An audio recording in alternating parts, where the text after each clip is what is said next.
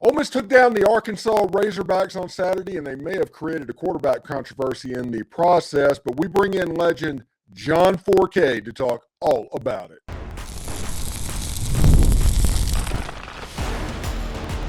You are Locked On Ole Miss, your daily podcast on the Ole Miss Rebels, part of the Locked On Podcast Network, your team every day. Welcome to the Locked On Ole Miss podcast. I'm your host, Steven Willis, a 10-year veteran member of the national media and a former Ole Miss staff member as well. We bring in Ole Miss legend and former quarterback John Fourcade to talk about what he saw on Saturday. Thank you for making Locked On Ole Miss your first listen every day, and please give us a like, subscribe, and comment on your way out, and check out a second listen on the network. Nearly every team, college and pro, is available. Today's episode is brought to you by FanDuel. Right now, new customers can bet $5, and if your first bet wins, you'll get $300 in bonus bets to use across the app. Download that app today. All right, John, one thing that's really interesting this. You came to Ole Miss and played as a true freshman, which means you would have gotten there at that time in the summer. Trinidad Chambliss got to Ole Miss in the summer, had to pick everything up. Now we get a difficult part of the schedule coming up with an injured quarterback and all that. How hard is it to pick up an offense that quickly? Well, the situation with me coming into Ole Miss as a true freshman, I was 17 years old, but the thing that helped me to go to Ole Miss was the fact they ran the same offense I ran in high school. So it wasn't like I was going in there and didn't understand the language, the play calling. Everything was identical for the numbers, the system. So it's easier if you already understand the offense. Now, this young man coming in here, he's already had experience playing. I don't care if you play D2, D1, triple D, whatever you want to call it. The kid came in with a resume. That was a really outstanding resume he had. Now, granted, SEC and Ferris State is night and day. I was impressed with the young man. I was really impressed with the way he showed up there, what he did in the offseason. From what I understood, from what I was hearing from people up there, that they wasn't going to panic if he had to go in the game and play. He has, as they say, holes in the belt on the wall, or however y'all want to call it. He was prepared. He was ready. He just had to get that opportunity. And this was an opportunity. I didn't see it coming this early. You never want to go in and have to play with somebody who's hurt. In this situation, they took care of a player who was injured. They had a backup. I don't think Lane Kiffin, he might have said it on paper, he might have said it in his press conferences, oh, we feel highly this guy can do this, can do that. But you know what, Steven, until you play, you don't know what you're going to get. And I was impressed, like we had talked off the air before we started the show. I got there right after, Simmons left the game. I didn't know that he even played in the game. I thought, Trinidad played from day one, from snap one. But he showed up in the offseason, got there this August, did his job, didn't complain, didn't do anything. And when his time was, called upon, the kid stepped up. Yeah, it's really interesting. In one of the scrimmages that he was in, he had 6 series and scored 6 touchdowns. So he really showed out apparently. Well, the question is, scoring touchdowns is important, but was it running touchdowns or was throwing touchdowns? Because everybody I spoke to said he's a runner more than he is a passer. I couldn't have told that when I watched the game Saturday. I thought he was pretty doggone good throwing the football, but it opens up a lot that he can definitely run the football. Simmons, I don't know if he was listed as more of a runner than a thrower. I think he's more of a thrower, passer than he is a runner. Like Dart, when Dart was here. I didn't know he was pretty good at running the football, but they wanted him to. Lane Kiffin wants a guy who can throw the football. If he can run, that's Lane. Actually, here in Louisiana, we say Lane, yeah. With that being said, now you got a two-headed monster there. You got both quarterbacks can play. Both of them have played in the SEC. Both of them have won football games. So now the situation is, which one's going to be the quarterback that's going down the road? I would go back to Simmons if he's healthy. Only because he only got hurt, and that's why I didn't say lose the job. That's why I didn't play much in the game. But if he's healthy and he's ready to go, I'd go with Simmons and see what he takes it. Because if he doesn't get the job done, you have Trinidad sit back there waiting. Yeah, I talked about the idea that I have moving forward is potentially the old joke back from whenever you played is if you have 2 quarterbacks, you have none. is the old saying on that one. But there's a situation for a Chris Leak, Tim Tebow type situation running the ball, two different things for defenses to scheme with. I think the offense could be pretty good if both played. Now, I don't know if that's going to go that direction, but you're right. He looked good. He looked in control. And most importantly, and Kiffin would tell you the exact same thing, he took care of the football. I was going to say the same thing. Yes, he didn't turn the ball over. Now, you made a comment about having two quarterbacks, you have none. Don't you think South Carolina wished they had two quarterbacks? Because when that guy got hurt, the guy came in, he was lost. But in this scenario, if Lane does it right, and I think he will, Lane's been around a long time, you got to nip this in the butt early. What I mean by that is you better go back to Simmons. My thing is this. You go back to the guy who got you there, who you started the season off with, the guy you put in the whole time with in the offseason, the guy that you said he's our quarterback. It wasn't his fault. The guy got hurt. Anybody can get injured. Now, if he's playing poorly and you make that change, that's a different scenario. But right now, hey, if Simmons can't play fully at 100%, or he's playing bad at times in the game, you don't have to worry about, oh man, what do we got behind him? You do have somebody good enough behind you. Trinidad went there knowing that this was Simmons' team and he was just going to be the backup. And then if you get just time to play, which he did a good job. He won the game. It's sort of like when Dart got hurt for the series in Georgia. And they put in Simmons. He went in, drove him down, scored. Lane said, wow, now we know what we got in Simmons. Granted, it was just one series, but it was against SEC caliber Georgia. This young man went in against an SEC caliber Arkansas, which has a fantastic quarterback. Arkansas has taken care of Ole Miss in the years past. But I'll say this, Lane's in a good position now knowing he's got two quarterbacks. Yeah, and especially this Tulane game. I do not expect Austin Simmons to play in the Tulane game. I think he re-aggravated that injury. They're going to get him healthy because he's needed against LSU. Right. You definitely need that. I totally agree with you. Yeah, and so I think Saturday is going to be the Trinidad Chambliss show. And against Arkansas, they basically rushed the line of scrimmage every single play. They were not going to let you run the ball because they had heard, just like everybody else, that Trinidad's a running quarterback, and they weren't going to let Kewan Lacey beat them. And they just got caught out because they didn't realize, honestly, like everybody else, how well he could throw the football. Well, that's the key. First of all, let me just say this. If you're going to play in the SEC and you can't throw the football, a.k.a. Florida Gators, Lagway, I'm looking at this saying this. SEC style play is you got to have a good quarterback, and you better be able to throw the football. If you think you're going to beat teams in the SEC as just a running quarterback, just ask Lamar Jackson how it feels to play in the NFL, can't get to the Super Bowl. Great quarterback, but he doesn't throw the ball as well as he does when he runs.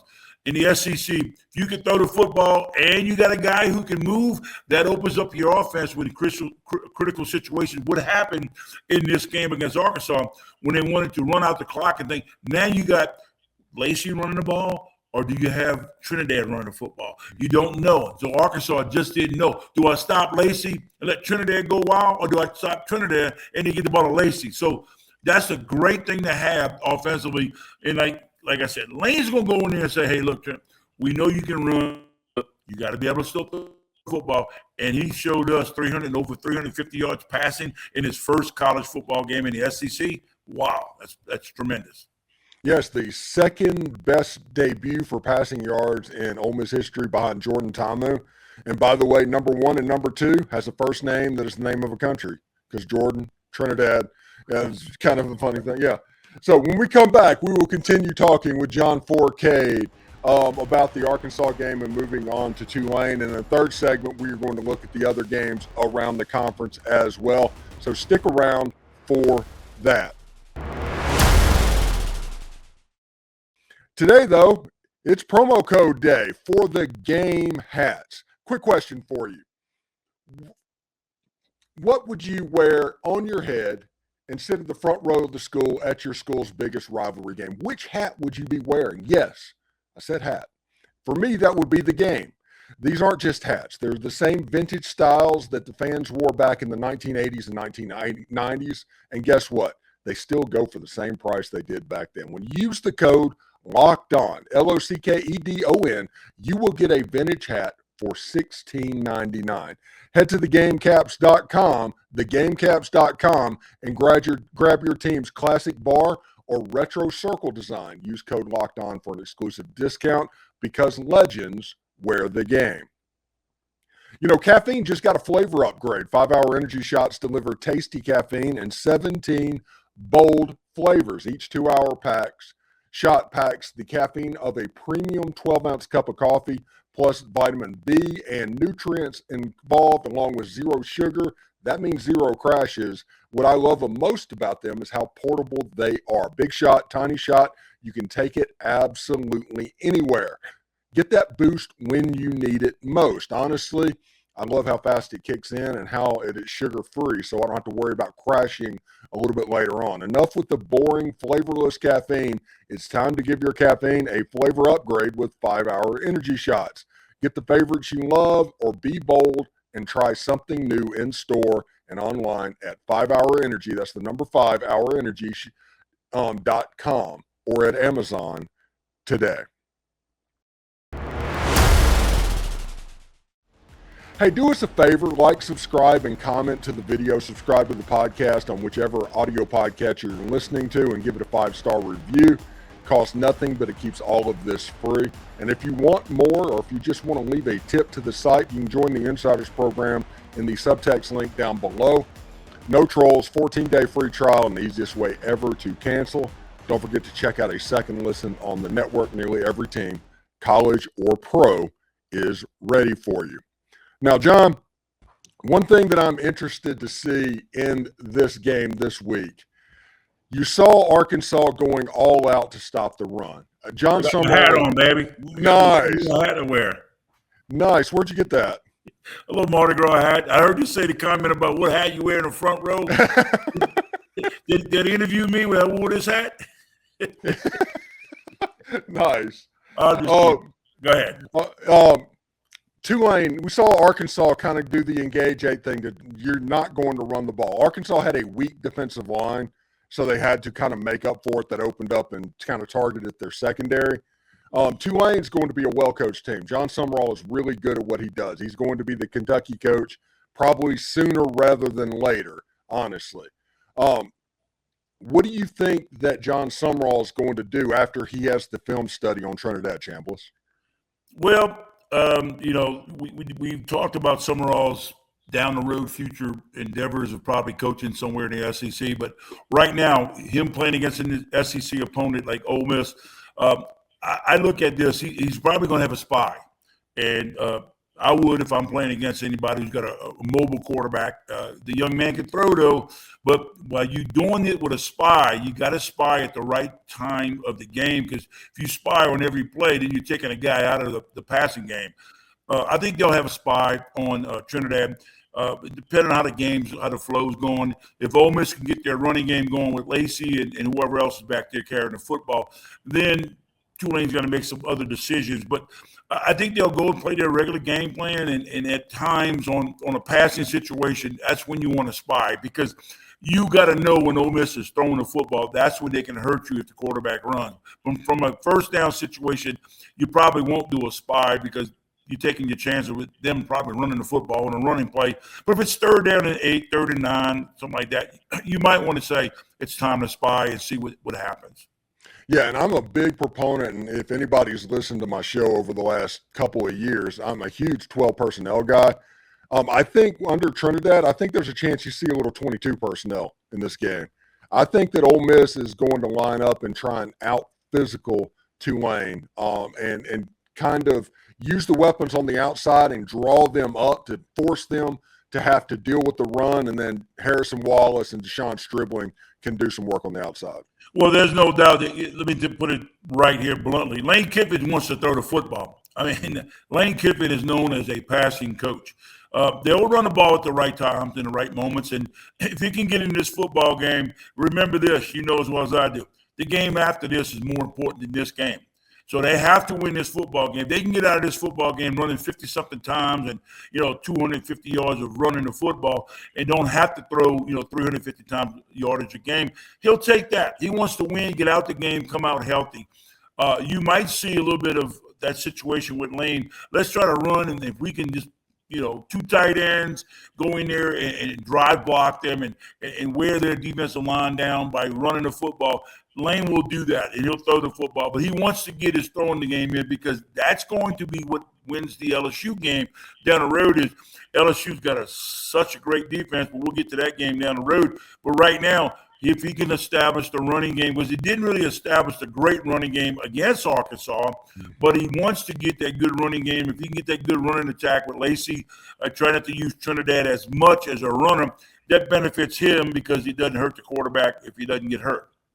Yeah, and Lane Kiffin talked about the coaching staff built 2 separate game plans depending on if Austin Simmons was going to play or if Trinidad was going to play, all that time commitment. If Austin Simmons is just out this week, that means that the whole thing can kind of be in the lab and cooking up stuff that people just haven't seen in this game and put some stuff on tape for LSU, because that's another part of this game and another opportunity to have as well. I think that Logan Diggs, the LSU transfer this week, has a good ability, in my opinion, to be a star player in the game. Him and Keywan Lacey in the backfield. I think with Trinidad, I think you can see the modern version of the triple option offense from back in your time. I honestly think they might bring that out. Whenever Lane was at Florida Atlantic in 2017, they ran the ball 73% of the time that year. Well, that's because he probably didn't have a quarterback and throw the football like he's got right now, and that's a big key. And another thing, too, Florida Atlantic, the conference they played in, it ain't the SEC. You better throw the football if you want to win in the SEC. They're going to shut down a run or slow your running game attack down in the SEC. Lane would love to run the ball. If he's running the football and they're gouging him and they're getting scores and they're moving up and down the field, why not? It keeps pressure off your quarterback. Doesn't get anybody hurt on the outside. They get your quarterback in trouble. Now, if Diggs can come and play like we know he can play with Lacey back there, the two-headed monster guy, those guys could play. And you use Trinidad at times in the game, at moments when they're not expecting it. But they're keying on 2 running backs, and you pop the quarterback around the outside here or there or whatever, quarterback draw, something like that. That only helps your team. But you got to be cautious now. You don't want to get anybody else injured, and you never know when a guy's going to go down. So you can't go there saying, well, we don't want to get a guy hurt, but you got to just go out and play the game. You got to win the game at all costs. No matter what happens, you better win the football game. If it means run the ball, 60 times in the game or whatever it may be, you got to do that and not throw it as much. But you still got to keep, you can't go there and throw 15 passes knowing that the week later after this game, you might have to throw the ball 40-something times. Yeah, absolutely. And it'll be important the way they prepare and to kind of keep an eye. I'm unbelievably curious about the game against Tulane. It's just fascinating to me. Well, I think the thing, too, in this game is if they jump out on Tulane, that's better for Ole Miss. If they got to fight hard and come in the fourth quarter and you're down by 10 or you're up by 10, that's still a close football game. You go in the fourth quarter, even starting the second half, like they did somewhat in the Kentucky game when they just kind of, plain Jane in the second half. And they won the game against Kentucky, but they should have put them away a lot more than what they did in that game in Kentucky. This game against Tulane, you're going to get to the point where if you're up 15, 20, 25 points, now you can decide what you want to do in the second half and maybe get some other players in there that you wouldn't be playing. And if it comes back, when Tulane comes back, you can also throw the guys back in there. But I think their goal is if Lane said they're up by 3 scores going in the fourth quarter, they pretty much got the game won. Yeah, I think they want to take the air out of the ball. I will say this about Lane Kiffin. This has been a very mature year of him head coaching and making the decisions. You haven't seen all of the erratic things that they've done in the past. Every position ending in a kick, as they always like to say. All of that has, I think, helped this Ole Miss team out because you're not playing the slot machine so much. The only thing I would like to see is the shenanigans they do on the sidelines with dunking of the basketball. Let one guy get hurt playing on the sideline like he's going to dunk a basketball, whatever. This is not basketball season. It's football season, okay? All that stuff you do on the sideline is secondary to what you're trying to prove here is go out and win football games to keep you guys healthy. And he's grown up a lot because, you know as well as I do, he's not going for some stupid stuff. He's not doing stupid things offensively. He's playing football. He's playing football back when I played the 70s, the 80s, and the 90s style football where, we're going to go out, win the football game, and we're here for the next week, and then a week after that. All this, going for it, 4 times a game on your own side of the field and stupid things. I saw a game, the NFL game the other night. They're at their own 30-something yard line, and then the quarterback don't make a 4th and 1. Now you turn the ball over to Atlanta last night, I believe it was, and Atlanta goes and, kicks a field goal, but you got out of it with 3 points. It's different in college football. All this, we've discussed it before, all this analytic stuff, window, and throw it out the window and just go back to playing, rough style football. All right. Whenever we come back, we'll talk to the legend, John Fourcade, all about this week in the SEC and what's going on, kind of get his idea on some of the betting lines that came out as well. So we'll talk about that in just a second right after this. This episode is brought to you by Prize Picks, the daily fantasy app where making the right call can actually pay off. You and I are making decisions every day, but on Prize Picks, being right means cashing in. With football back, Prize Picks is the simplest and fastest way to get in on the action. Just pick more or less on 2 to 6 player projections, and you can turn that into real prizes, and all in less than 60 seconds. I've been playing Prize Picks lately, and it's such a fun way to stay locked in on the season. It's a quick, easy, and honestly, my favorite way to follow along with the NFL. And the best part, even if one of your picks misses, Prize Picks invented Flex Play, so you can still double your money. So download the Prize Picks apps today and use code LOCKEDONCollege. That's all one word to get $50 off in lineups after you play that first $5 lineup. That's code LOCKEDONCollege for $50 in lineups. After that first $5 lineup, Prize Picks. It's good to be right. Also, the NFL season is here, and FanDuel is making sure you're ready for kickoff with a can't-miss offer. Right now, new customers can bet just $5, and if that bet wins, you'll get $300 in bonus bets to use across the app. I love using FanDuel because it fits however you like to bet. Player props, building a same-game parlay, or even jumping in live as the action unfolds. It's quick and the easiest way to add a little bit extra energy into Sunday. So if you're ready to play, download the FanDuel app today by visiting FanDuel.com to get started. That's FanDuel.com, the place to place your $5 bet. All right, John. So one thing's really interesting to me. When you look at the games this weekend, we'll start out with Ole Miss. Ole Miss is favored by 12.5. It opened up on FanDuel at 12.5 over the Tulane Greenway with the 60.5 over-under. I think that is about right. If Ole Miss plays their A game, they're probably a couple of touchdowns better, in my opinion.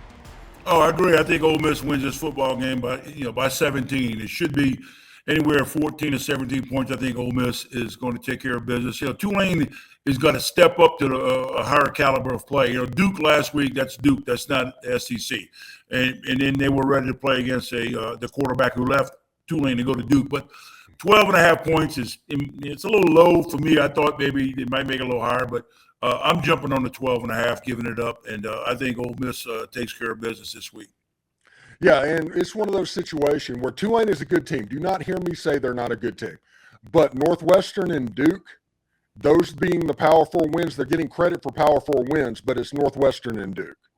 Well, yeah, Northwestern is one of the worst teams in the Big Ten, which, we all know the Big Ten is basically a Big Four. They don't have that many powerful teams in that. Wisconsin just showed you when they played Alabama. So it just goes to show you the Big Ten's only got 4 teams, I think, that's worthwhile in that division. And then you look at Duke. Yeah, Duke's okay, but Duke's middle of the pack. They're not the SEC caliber of play, like the Arkansas or the Kentuckys are, and that's what Ole Miss has played so far. Two powerful teams. Well, they powerful teams. 2 very good teams in the SEC. So, yeah, this is going to be a little bit of a challenge for Tulane to come into Oxford, knowing you got to go on the road up to Oxford, and that's not easy to play at. And this weekend's not exactly the best week when you look at the games around the SEC this weekend. You got Memphis getting Arkansas traveling to Memphis. They're favored by 5.5 points. That's a game that, honestly, I think Arkansas should easily win. I agree with you. I think Arkansas wins that game, and they cover 5.5. And Memphis is okay, but that's not Arkansas. I mean, they're not playing the SEC. Yeah, the one thing is like UAB and Tennessee. Tennessee's offense, they can cover that 39.5, but how much is that Georgia game going to wear on them? This feels like it could be a muddy game on Rocky Top to where there's just not many points scored. I think Josh Heupel says, look, let's just win this football game. I mean, it's going to be over a 20-point win for them. They don't care if they win, by 40 or by 20, as long as they get out of this game because they get back into the SEC after the UAB. UAB is not a very good team. Yeah, and the game of the week to me is South Carolina at Missouri. I think Missouri is the most underrated team in the SEC this year, and they don't play anybody. They don't leave the state of Missouri until the end of October.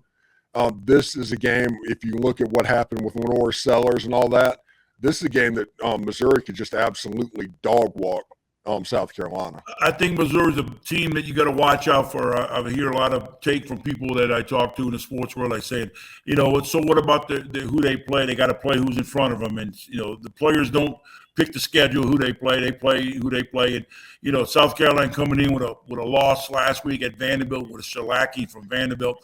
I believe that Missouri takes care of business here, and they definitely cover that 11.5. Yeah, and it's about time that everybody just starts talking about Vanderbilt like a good team. They're just a good team. This isn't the normal Vanderbilt team. You're right about that. It's not a normal Vanderbilt team where they'll win 3 games a year and for the non-conference games or maybe one upset in the SEC. They come to play every week. They're well coached. It's like the old days when you had the Northwestern was really good back in the day, and now Georgia Tech's like that. Stanford, the teams that got an academic standard don't really get all the players that other schools have, but Vanderbilt somehow has done extremely well for what they have that shows up on campus. Yeah, a buddy of mine that does the Locked On Vandy show is sitting there is like, yeah, they're kind of starting to play the NIL game, which should scare everybody, because there's more money at Vanderbilt than anywhere else in the SEC. Well, yeah, but they just have to be interested. Yeah, they have to be interested. You better get, can you get 15, 20 NIL players to go there? No, you could probably get 5, big-time guys. But, let's just say, Vandy's happy. Let me tell you what, Vandy's going to be happy if they get 8 wins. I mean, that's their goal. Get 8 wins and get out of the state of Tennessee to go to a bowl game or something like that instead of just hanging around there. If they can get a good big bowl game, they win 8, 9 games. People in Vandy, they'll keep that coach forever. Yeah, it's fantastic stuff. What do you got going on this weekend, John? I thought about going up to the game, but I think I'm going to stick around here in New Orleans and wait because I'm going up next week for the LSU game. So I'm just going to relax back here in town. Nothing going on. I'm back to playing some golf, since we got rid of the tee shop, and I can play a little more golf. I played yesterday. I had a little 73, and everybody's up my butt about anything. And I was sandbagging because I was not playing well for a while, but I'm trying to get my golf game back. All these guys I play with, we all we put a little dollars on it and just to have fun. But I'm gonna get back and just play a little golf this weekend and get ready for the big LSU game on the road up at Oxford next week. Yes. Ole Miss plays at 2:30 p.m. Central Time against Tulane on ESPN. Next week, 2:30 p.m. Central Time against LSU on ABC. Thank you so much for stopping by, John, and we'll talk to you next week, bud. Okay, Steven, anytime. Thank you. All right.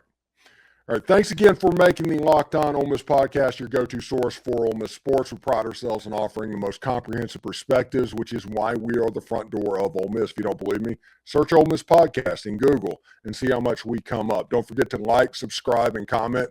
It helps the show, and it is completely free. Your support means the world to us.